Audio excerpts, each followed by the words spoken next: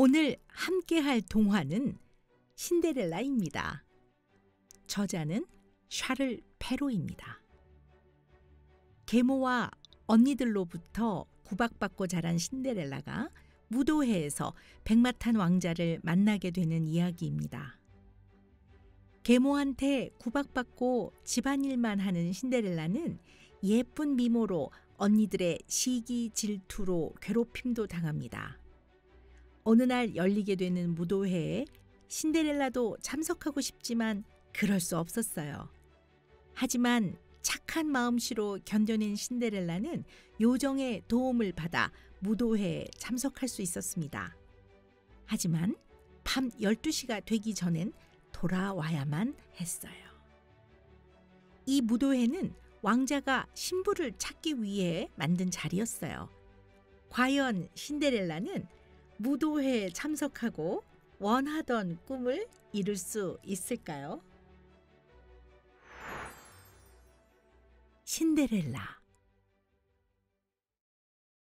어느 마을에 신데렐라라고 하는 착한 소녀가 살고 있었어요.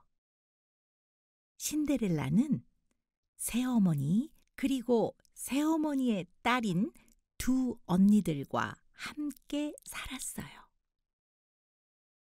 새어머니는 신데렐라를 구박하며 하녀처럼 대했지요. 신데렐라의 낡은 옷 여기저기에는 언제나 재가 묻어 있었어요. 신데렐라는 재투성이의 소녀라는 뜻이었지요. 얘들아, 궁전에서 무도회가 열린다는구나. 새어머니는 두 언니에게만 무도회 준비를 시켰어요. 신데렐라, 드레스는 잘 다려놓았니? 구두도 깨끗이 닦아둬야 해. 무도회가 열리는 날이었어요. 신데렐라, 우리가 다녀올 동안 청소를 해놓아라. 마차가 떠나자 신데렐라는 그 자리에 주저앉고 말았어요. 눈에서는 눈물이 뚝뚝 떨어졌어요. 무도회는 얼마나 화려할까? 울고 있는 신데렐라 앞에 펑! 하고 할머니 한 분이 나타났어요. 얘야, 울지 마라. 내가 무도회에 보내주마. 가서 호박이랑 생쥐 2마리하고 도마뱀을 구해오겠니? 할머니는 마술사였어요. 주문이 끝나자 믿을 수 없는 일이 벌어졌어요. 호박은 황금마차가 되고 생쥐는 하얀 말이 되었어요. 도마뱀은 마부가 되었죠. 할머니는 마술 지팡이로 신데렐라를 가리키며 다시 주문을 외웠어요. 그러자 신데렐라의 재투성이 옷이 아름다운 드레스로 변했어요. 할머니는 신데렐라에게 유리 구두도 선물해 주었어요. 이 구두를 신으렴. 이제 무도회장에 가야지. 하지만 밤 12시가 되기 전에는 돌아와야 한다. 12시가 되면 모든 게 원래대로 돌아가 버린단다. 고맙습니다, 할머니. 정말 고맙습니다. 우와, 저 황금마차 좀 봐. 정말 멋진걸? 황금마차에서 내리는 저 아가씨는 누구지? 무도회에 온 사람들은 모두 황금마차와 아름다운 신데렐라를 부러워했어요. 나와 함께 춤을 추겠어요? 왕자님이 신데렐라에게 손을 내밀었어요. 왕자님과 신데렐라가 춤을 추자 사람들이 자리를 비켜주었어요. 정말 아름답지 않아요? 저 아가씨와 왕자님이 참 잘 어울리네요. 왕자님은 신데렐라하고만 춤을 추었어요. 당신과 춤을 추게 되어서 영광이에요. 저도 즐거웠습니다. 춤을 추던 신데렐라는 벽에 걸린 큰 시계를 보았어요. 어느새 시계바늘이 12시를 향하고 있었지요. 댕, 댕, 댕. 신데렐라가 서둘러 마차를 향해 뛰어갈 때 12시를 알리는 시계 종소리가 들리기 시작했어요. 신데렐라는 유리구두 한 짝이 벗겨진 것도 모른 채 마차 안으로 뛰어들었어요.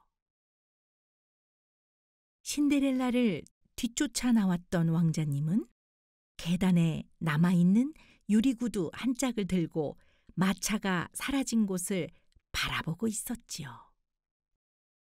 반드시 유리구두의 주인을 찾아야 해. 날이 밝자 왕자님은 신하에게 명령을 내렸어요. 하지만 유리구두의 주인은 쉽게 나타나지 않았어요. 온 마을을 돌던 신하는 드디어 신데렐라의 집까지 오게 되었어요. 이 유리구두는 제 것이에요. 무슨 소리야, 언니? 이 구두는 제 것이랍니다. 언니들은 서로 유리구두가 자신의 것이라고 우겼어요. 하지만 두 사람 다 구두가 맞지 않았어요. 그때 신하의 눈에 신데렐라가 들어왔어요. 아가씨도 한번 신어보아요. 유리구두는 신데렐라의 발에 꼭 맞았어요. 그러자 마술 할머니가 나타나 신데렐라를 아름답게 꾸며주었어요. 신데렐라는 신하들을 따라 궁전으로 갔어요. 나와 결혼해 주겠어요? 신데렐라는 왕자님과 결혼식을 올리고 오래오래 행복하게 살았답니다. 욕심만 많고 배려심 없는 계모와 두 언니는 신데렐라의 자리를 뺏기 위해 맞지도 않은 유리구두를 자신의 것이라고 합니다. 하지만 속지 않는 왕자는 결국 신데렐라를 찾고 사랑에 빠지게 됩니다. 착하고 남을 배려하는 신데렐라와 정반대인 욕심 많은 계모와 두 언니를 보면 이 이야기는 외적인 아름다움도 중요하지만 착한 성품은 그 가치를 매길 수 없을 만큼 귀중한 것이라는 교훈을 주고 있습니다. 신데렐라, 사랑과 감동을 주는 이야기입니다. 신데렐라는 샤를 페로의 동화 샹드리옹의 미국식 이름입니다.